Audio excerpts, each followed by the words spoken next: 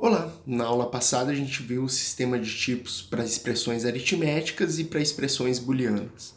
Então na aula de hoje a gente continua olhando para o sistema de tipo da linguagem imperativa que a gente vem estudando. Vamos dar uma olhada nisso. Então a linguagem imperativa que a gente está estudando é essa.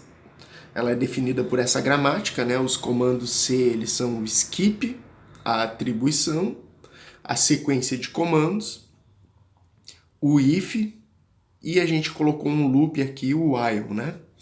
Como essa linguagem imperativa ela faz referência às expressões aritméticas, a gente inclui também as expressões aritméticas e aquelas regras que a gente estudou na aula passada. Essa linguagem também ela faz referência às expressões booleanas.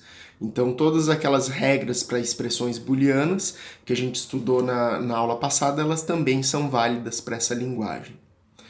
Nessa linguagem, a gente tem três tipos, né? Que é definido por esse conjunto T.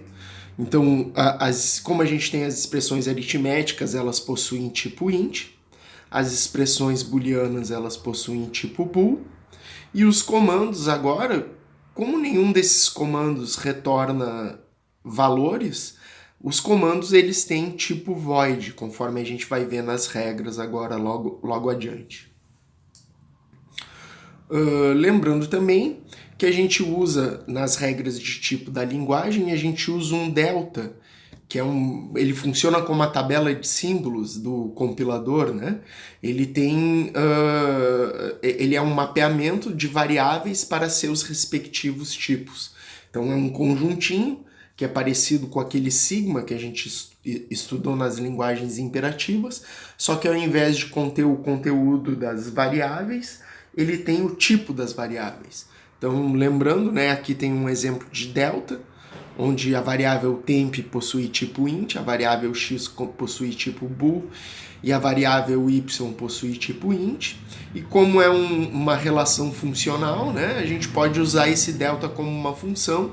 Então, usando esse delta anterior, se eu aplicar o delta no x, eu obtenho o tipo bool, porque o x possui tipo bool. Delta aplicado em y me retorna int, porque o y possui tipo int, e o delta aplicado no temp me retorna int, porque nesse delta a variável temp possui tipo int.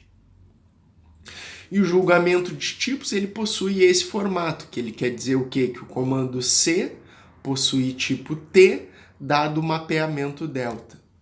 Então esse julgamento ele é definido através de um conjunto de regras, né? Uma regra para cada um daqueles comandos e é um conjunto de regras, né?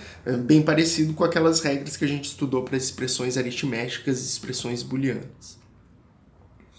Então a gente precisa definir uma regra de tipo para cada um desses comandos que estão aqui definidos na gramática da linguagem imperativa. Vamos dar uma olhada nessas regras, então.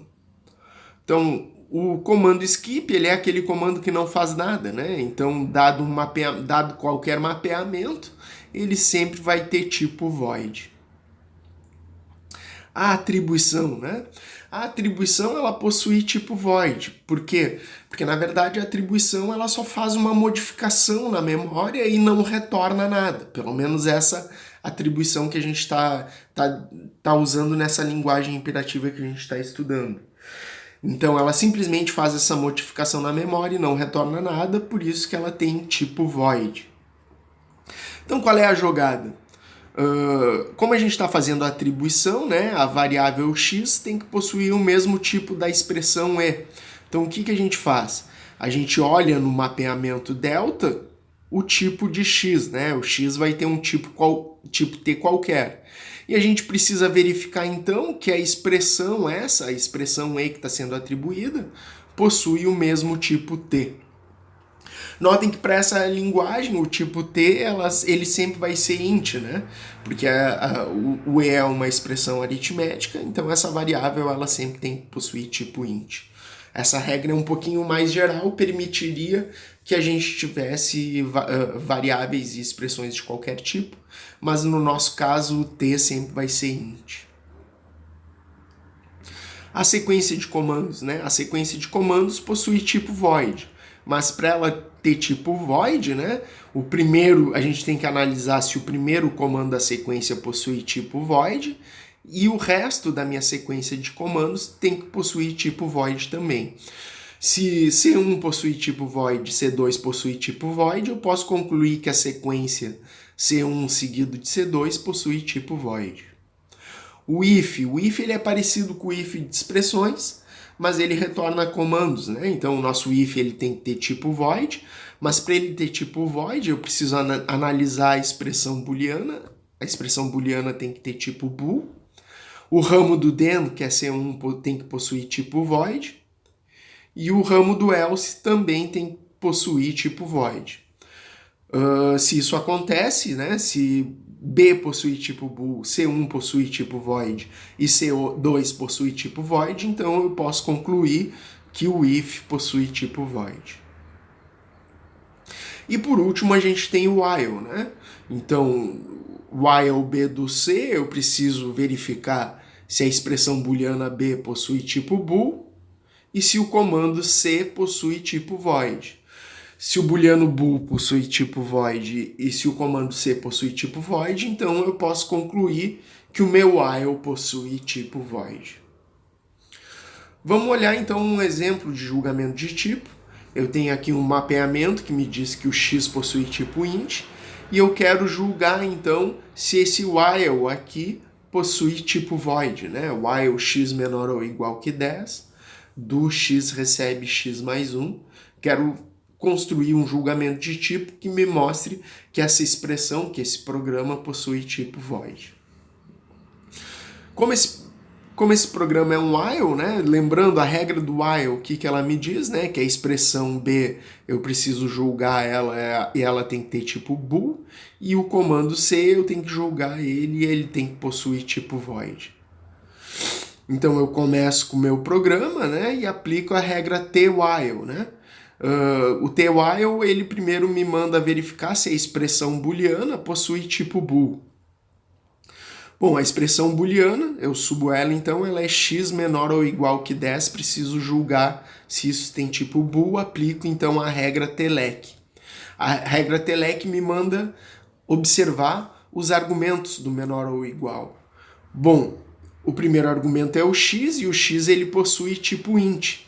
Por causa da regra tevar, né? O x, a gente olha aqui no julgamento, no delta, e o x possui tipo int.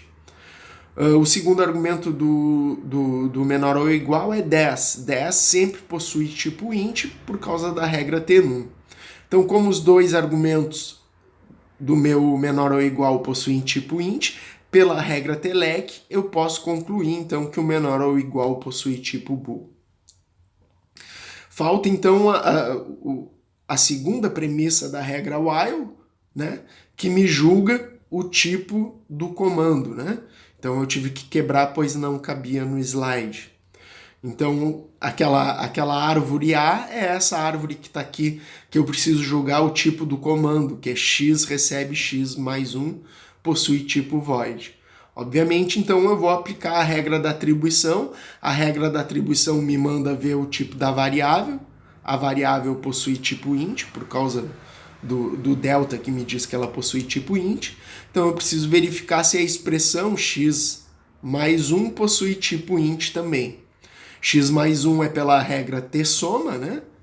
T-soma me manda olhar os argumentos da soma. O primeiro argumento é o x possui tipo int por causa da regra t-var, né? Que olha o mapeamento delta e me diz que o x possui tipo int. O segundo argumento da minha soma é 1, e o 1 possui tipo int por causa da regra t-num. E isso fecha a árvore, né? Essa aqui é a árvore A, que deveria ir aqui nessa partezinha que está aqui.